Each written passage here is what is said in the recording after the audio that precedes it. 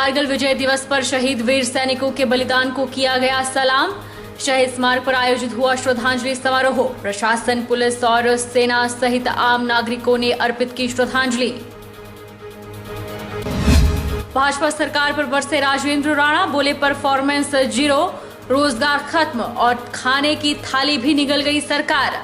Damage control की भरपाई को अब प्रलोभन देने में जुटी सरकार। नूरपुर के वार्ड नंबर 1 में टूटी इंटरलॉक टाइल की शिकायत पर उठाई थी जांच की मांग। जब नगर परिषद ने जांच की तो खुद शिकायतकर्ता ही निकला दोषी। नगर परिषद ने टाइलें दोबारा ठीक से लगाने को कहा।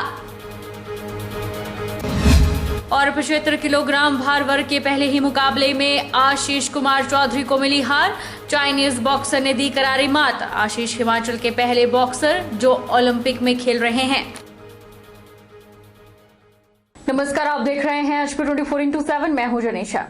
कारगिल विजय दिवस की 22वीं वर्षगांठ पर मंडी वासियों ने भारतीय सेना के वीर सैनिकों के बलिदान को पूरे दिल से याद कर उनकी पुनीत स्मृतियों को नमन किया।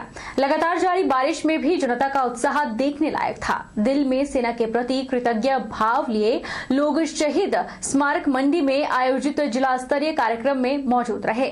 इस मौके पर जिला प्रशासन, पुलिस, सेना और नगर निगम सहित आम नागरिकों ने पुष्प चढ़ाकर वीर सैनिकों को श्रद्धांजलि अर्पित की। कारगिल विजय दिवस की 22वीं वर्षगांठ पर जिला प्रशासन, पुलिस, सेना और नगर निगम सहित आम नागरिकों ने पुष्प चढ़ाकर वीर सैनिकों को श्रद्धांजलि अर्पित की।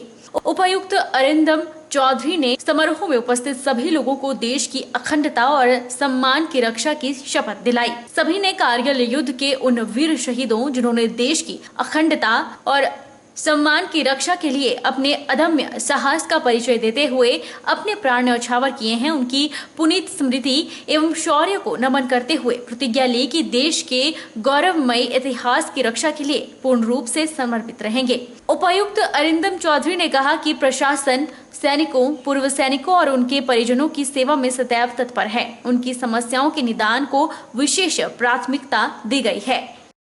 एक श्रद्धांजलि अर्पित करी हमारे अमर जवानों को। आज से 22 साल पहले जो युद्ध हमने, जो हाई ऑल्टीट्यूड वॉरफेयर का परिचय देते हुए जो हमने युद्ध जो जीता था पाकिस्तान के अगेंस्ट में, उन अमर जवानों के जिन्होंने बलिदान अपना दिया भारत की रक्षा करने हेतु, उनको एक भावभीनी श्रद्धांजलि छोटी सी हमारी तरफ से यहाँ पर अर्पित की गई।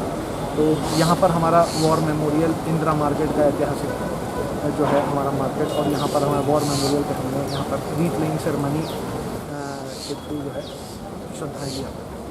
उधर कारगिल युद्ध में महत्वपूर्ण भूमिका निभाने वाले ब्रिगेडियर खुशहाल ठाकुर, जो वर्तमान में पूर्व सैनिक कल्याण निगम के अध्यक्ष हैं, उन्होंने कारगिल युद्ध के अपने अनुभव साझा किए। उन्होंने कहा कि कारगिल विजय दिवस हर भारतीय के लिए गर्व का दिन है।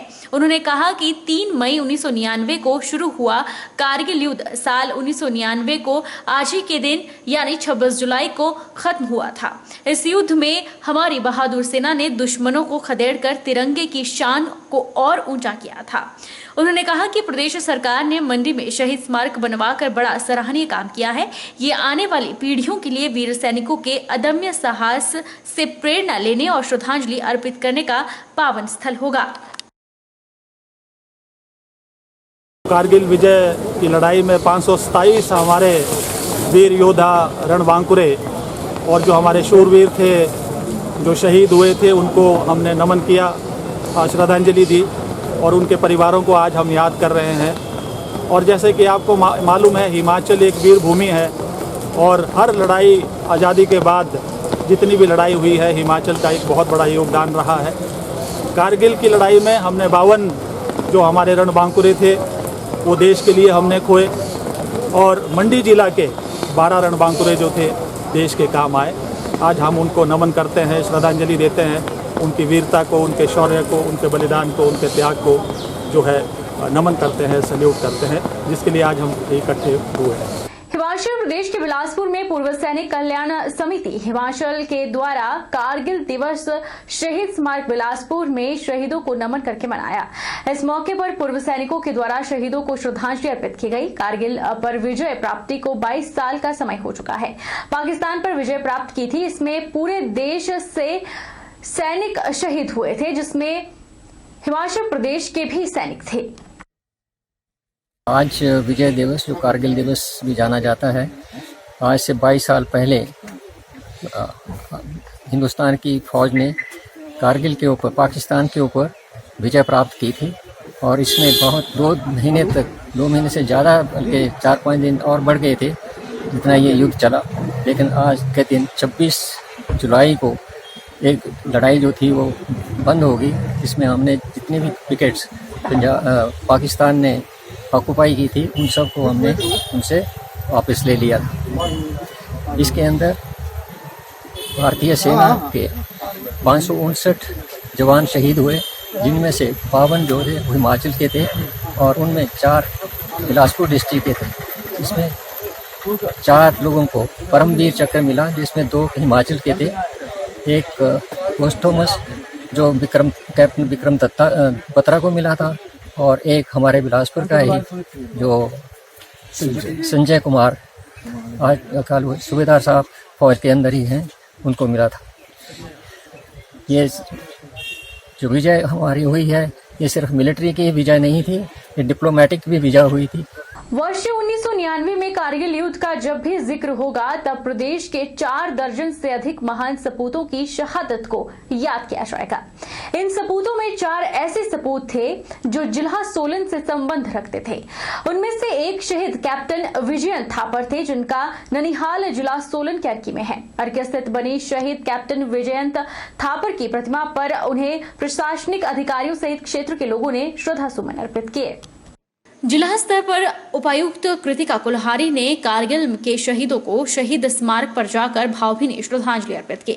शहीद विजय थापर की माता तृप्ता थापर ने बताया कि उनके लाल को देश सेवा का जुनून था। उसकी हर एक बात आज भी उनकी आंखों के सामने है।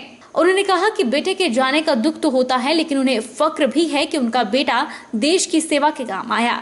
उधर शहीद विजयंत के मामा के भारद्वाज ने बताया कि उन्हें गर्व महसूस होता है कि उनका भांजा देश सेवा में तत्पर था और उस रणबांकुरे ने देश सेवा में अपने प्राण की आहुति दी। 529 जांबाजों में मेरा बेटा भी था, कैप्टन विजयंत थापर, वीर चक्र, जो वो भी सिर्फ 22 साल का था। एकदम अभी वो अपने IMS इंडियन मिलिट्री एकेडमी से पास होकर आए थे, सिर्फ 6 महीने की सर्विस थी। सो आज भी हम लोगों को वैसे ही नौजवानों की जरूरत है। मैं ये नहीं कहती कि हर नौजवान फौज में जाए, एयरफोर्स में जाए और नेवी में जाए, लेकिन मैं ये कहना जरूर मानती हूँ कि जो भी फील्ड में आप काम कर रहे हैं उसमें आप अपना 200% कंट्रीब्यूशन दें। आज हमारे लिए दिन उन वीरों की प्रति एक श्रद्धांजलि देने का दिन है, जिन्होंने हंसते हंसते अपने देश के लिए अपने प्राण निछावर किए। और उन्हीं में से एक कैप्टन विजयंत थापर, जो कि मेरा भांजा था। आज वो हमारे बीच में नहीं है, लेकिन आसमान से वो हम सभी लोगों को देख रहा है। और हम आज जो ये कारगिल दिवस मना रहे हैं, ये सब उन वीरों की देन है, जिन्होंने हमें आज सुकून की ज़िंदगी जीने के लिए दी है। तो मैं सभी लोगों से ये निवेदन करता हूँ कि हम सभी लोग इन लोगों के लिए अपने मन में एक स्थान बना के रखें। सोमवार को उपमंडल फतेहपुर के गांव बरोट में स्थित जनता पैलेस में कारगिल विजय दिवस का आयोजन भाजपा पूर्व राज्यसभा सांसद कृपाल परमार की अध्यक्षता में हुआ, जिसमें मुख्य अतिथि ब्रिगेडियर पवन कुमार और परिवहन मंत्री विक्रम ठाकुर विशेष रूप से उपस्थित रहे। कार्यक्रम में शहीदों को श्रद्धांजलि और शहीदों के परिवारों को सम्मानित किया गया। ब्रिगेडियर पवन कुमार ने कहा कि एक सैनिक जब लड़ाई लड़ने जाता है तो अपने अंदर यह जज्बा लेकर जाता है कि वह अपने देश का अपमान नहीं होने देगा। एक सैनिक का युद्ध में शहीद होना एक सम्मान की बात मानी जाती है। उसे अपने कार्य पर गर्व होता है कि वह अपने देश के लिए लड़ रहा है। मुख्य अतिथि ने कहा कि प्रधानमंत्री ने सैनिकों को अनुमति दी है कि अगर दुश्मन आप पर ईंट मारता है तो आप ईंट का जवाब पत्थर से दो। उन्होंने कहा कि सैनिकों का सम्मान करना हम सभी का कर्तव्य है। जब एक सैनिक सीमा पर जागता है तब हम सब चैन से अपने घरों में सोते हैं। उधर परिवहन मंत्री विक्रम ठाकुर ने कहा कि केवल मोदी सरकार एक ऐसी सरकार है जिसने दुश्मनों को खदेड़ने के लिए सैनिकों को सर्जिकल स्ट्राइक तक करने की इजाजत दे दी है। कभी कभी आप लोगों को इन चीजों के बारे